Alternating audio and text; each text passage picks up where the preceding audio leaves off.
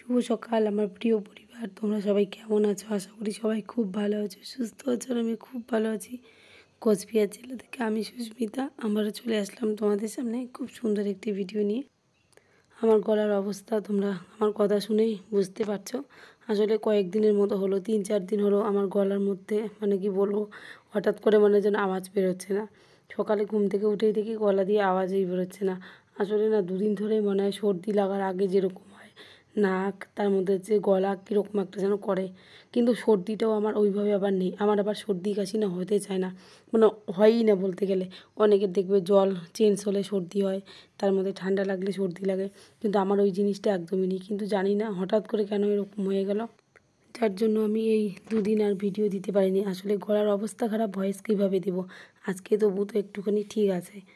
তো সকাল সকাল ঘুম থেকে উঠলাম, উঠেই আমার শাশুড়ি মার ঘরের মশারিটা তুললাম। আর এদিকে আমার সোনামা কাজ বাড়িয়ে দিচ্ছে আমার। রোজ দিন আমার কি বলবো, যত ভাবি সোনামা ওঠার আগে তাড়াতাড়ি করে বাসি কাজকর্ম সব শেষ করব, কিন্তু পারি আর না। যখনই আমি স্নান করতে যাব তখনই এই কাজটা হবে।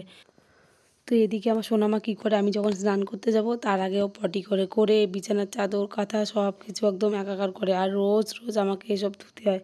এই কাজ করতে করতে বিরক্তও লাগে। তো এদিকে মশারি টশারি তুলে নিলাম, তুলে তারপর ঘরটরগুলো ঝাড় দিলাম, দিয়ে এদিকে না আমাদের এই যে সিঁড়িগুলো ভেঙে গেছে। তো আমার ননদ কী করেছে, বাড়িতে সিমেন্ট ছিল আমাদের, সিমেন্ট গুলিয়ে লাগিয়ে দিয়েছে, যাতে আর কি ভাঙা জায়গাগুলো দেখতে না হলে খারাপও লাগে, আর লাগিয়ে দিলে খারাপ লাগবে না, তো আর ভাঙবেও না, না হলে কিন্তু বেশি করে আবার ভেঙে যায়। আমার বরকে বলতে বলতে আমার বর আজকে কালকে করতে করতে কতদিন হয়ে গেলো লাগায় আর না। তো আজকে আমার ননদ করে দিল সেই কাজটা, তো ভালোই হলো। তাই যাতে না ভেঙে যায়, তাই সকালে উঠেই রোজ দিন জল দিই। এদিকে সন্ধেবেলার দিকে জল দিই, মা দেয়, না হলে আমি দিই, আমার বর দেয়। তো তারপরে দিকে বাসি বাসন মেজে তারপরে দিকে দেখতেই পেলে রান্নাঘরে বারান্দাটাও মুছে নিলাম, মুছে টুছে একদম স্নান করে ফেলেছি। স্নান টান করে এদিকে রান্না বান্না করছি। আর রান্না করব আজকে হচ্ছে, এগুলো হচ্ছে নীলকচুর পাতা বলি আর কি। এই নীলকচুর যে ডাঁড়িগুলো হয় ওগুলো কিন্তু খেতে খুব ভালো লাগে, আর পাতাগুলোর চাটনি খেতে দারুণ লাগে। তো রসুন তারপর লঙ্কা আর পাতাগুলো একবারে সেদ্ধ করে নিয়েছি, নেওয়ার পর এখন বেটে আনলাম। বেটে এনে এই যে এখন কালো জিরে দিলাম ফোড়নে, দিয়ে এখন ভালো করে ভাজবো। আর ভাজাটা ভালো না হলে খেতে ভালো লাগবে না। আর এইরকম যদি চাটনি হয় না, এই চাটনি দিয়ে খেতে আমার খুব ভালো লাগে। দেবে তার মধ্যে খোসা বাটা, পটলের খোসা বাটা, তারপর কাঁচকলার খোসা বাটা, এসব খোসা বাটারও চাটনি কিন্তু খুব ভালো লাগে গরম ভাতের সাথে। তো এখন হচ্ছে ভালো করে ভেজে নিচ্ছি। আর তাড়াতাড়ি করে রান্নাবান্না সেরেই চাটনিটা হলেই শেষ। ডাল করেছি, চাটনি আর হচ্ছে আলু সেদ্ধ, এই দিয়ে খাবার। তো এগুলো খেয়েই তারপর সোনামাকে নিয়ে যাবো হচ্ছে সেন্টারে। আসলে সোনামার আজকে নাকি তেল ভ্যাকসিন আছে খাওয়ানো, তো ওকে নিয়ে তাড়াতাড়ি করে যাব। তো ওকে স্নান টান করালাম, করানোর পর দেখো রেডি করিয়ে দিলাম। মার কোলে কি সুন্দর করে বসে আছে আর কি সুন্দর করে হাসি দিচ্ছে। আমার যখন ওই মেয়ে হয়েছিল তখন তো আমি ভিডিও করতাম না, কিন্তু আমার এই সোনামার সময় আমি তো এখন ভিডিও করি, তাই ওর ছোট্টোবেলার স্মৃতিগুলো আমার ক্যামেরায় থাকবে। কত ভালো হবে, যখনও বড় হবে তখনও দেখতে পারবে, তাই না? আর আমিও দেখতে পারবো, তখন আর কি মনে থাকবে যে ওকে ছোটোবেলা কীভাবে আমরা মানুষ করেছিলাম। তাই এই ভিডিওগুলো হয়ে কিন্তু একদিকে ভালোই হয়েছে, সব কিছু স্মৃতি হয়ে থাকে। তো তারপর আমার সোনামাকে নিয়ে কিন্তু চলেও গেছি আমার বরের সাথে। আর আমার মেয়েকে নিয়ে যাবে আমার বড়োর পিসির বাড়ি। তো এর জন্য ওকে একবারে নিয়ে গেলো, আমাকে সেন্টারে নামিয়ে দিয়ে ওকে নিয়ে যাবে আমার ননদের বাড়িতে, তারপরে এসে আমাকে আবার বাড়িতে নিয়ে আসবে। তারপর একবারে সন্ধ্যেবেলার দিকে আসলাম। আসার পর বুঝতেই পারো, আসার পর এদিকে বাড়িতে কাজ ছিল কিছু, বাইরে জামা কাপড় ছিল, তারপর এদিকে আরও অনেক কাজ ছিল, ওগুলো সারলাম। সারার পর সোনামা ঘুমাতে চাইছিলো না, ওকে ঘুম পাড়ালাম।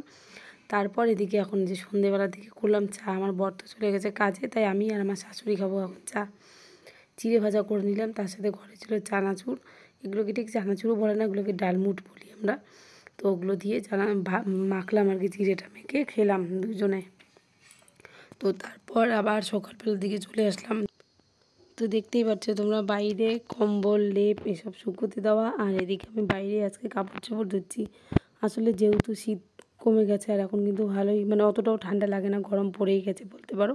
তো আজকে লেপ কম্বল সব শুকোতে দেওয়া হয়েছে, 2-1 দিনের মধ্যে খাটের ভেতরে ঢুকিয়ে রাখবো। আসলে এখন গরম পড়েছে না, বিছানার মধ্যে লেপ কম্বল থাকলে বিছানা গোছাতেও অসুবিধা হয় আর দেখতেও ভালো লাগে না। আর তখন মনে হয় গরম জিনিসটা আরও বেশি করে লাগে, তাই সব কিছু ঢুকিয়ে রাখবার জন্য শুকোতে দিয়েছি। আর এদিকে আমার বর ধুচ্ছে গাড়ি, আমার ননদদের এটা গাড়ি আমার বর নিয়ে এসেছিলো কয়েকদিন চালানোর জন্য। আর আমাদের গাড়িটা ননদদের বাড়িতেই আছে। তো আমার বর ধুয়ে ঠুয়ে রাখছে, কারণ আমার গাড়িটা আর কি দিয়ে আসবে, তাই ও মোটরটা বাইরে লাগিয়েছে। তো আমি তো এখন স্নান করবো, তার আগে সোনা আমার মানে এগুলো ধুবো, কাপড় টাপড়গুলো। তো ধুয়ে টুয়ে শুধু স্নান করার জন্য কলের পাড়ে গেছি, তখনই এদিকে ঘরে এসে দেখছি যে সোনামা কী করে ঘুমাচ্ছিল, যে ও উঠে আবার এখন তো ও মানে উবুর দেওয়া শুরু করে দিয়েছে, তাই ওকে এখন লক্ষ্য রাখতে হয়। এসে দেখি যা কাজ বাড়িয়ে দিয়েছে আজকে আমার, আরও বেশি করে মানে পটি করে এই অবস্থা করে দিয়েছে। কাঁথা আজকে তো কাঁথা পর্যন্ত আমাকে ধুতে হয়েছিল, মানে অবস্থা শেষ। আমার কোমর এত ব্যথা শুরু হয়ে গেছিলো, মনে হয় যেন আর শরীর চলছেই না, রান্নাও করতে ইচ্ছে করছিল না।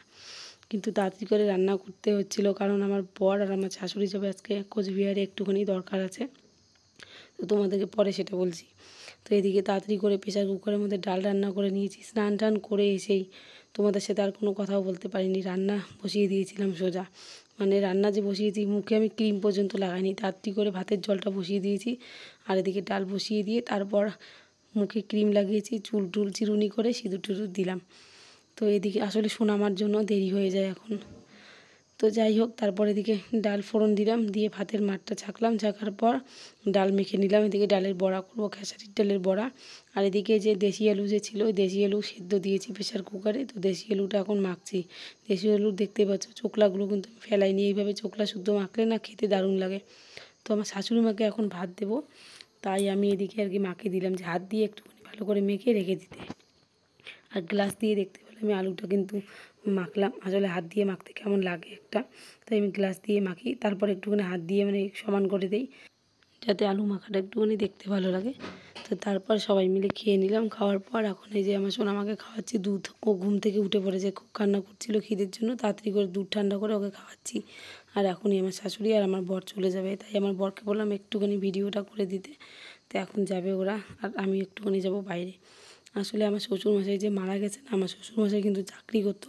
তো বাবার যে মানে বাবার পেনশনটা তখন মা পাবে, তো এর জন্য আর কি অনেক দিন থেকে ঢুকছে না টাকা। তো কাগজপত্র এসব নাকি কী কী জমা দিতে হয়, আগে তো আমরা মানে আমার বর শুনে এসেছিলো, কিন্তু কী এখন ভুল হয়েছে জানি না। তো আবার আর কি যাচ্ছে, কী করতে হবে না হবে, তাই ভালো করে আবার শোনার জন্য ব্যাংকে যাচ্ছে মার সাথে। আর মার নাকি আলাদা করে ব্যাংকের বইও বানাতে হবে, তো তাই, তো এর জন্যই আর কি যাচ্ছে। তো এদিকে যে সোনামাকে নিয়ে আমি দাঁড়িয়ে আছি বাইরে, তো কাজ আছে আজকে আবার অনেক। সোনামাকে ঘুম পাড়িয়ে মানে লেপটে বসব ঘরে নিয়ে আসতে হবে। এদিকে ছাগলের বাচ্চাগুলোকে আবার দুধও খাওয়াতে হবে। তো দেখতেই পারলে বন্ধুরা, ওরা কীভাবে আমার বোতল থেকে দৌড়ে আসলো, খুব খিদে পেয়েছিল। আর ওরা দেখো মানে তাড়াতাড়ি করে খাওয়াও শেষ করে দিয়েছে। ওগুলো হচ্ছে ভুট্টা এখন খাওয়াই, আসলে ওদের এখন মায়ের দুধে হয় না, তাই ভুট্টা জাল করে ওদেরকে খাওয়াই। তো ওরা খুব সুন্দর করে খাচ্ছে, খিদের জ্বালা কারা না বোঝে বলো সবাই। তো চলো, আর আজকের ভিডিওটা না বেশি বড় করবো না, এখানেই রাখলাম। কেমন লাগলো অবশ্যই জানিও কমেন্টে, পারলে লাইক করে দিও।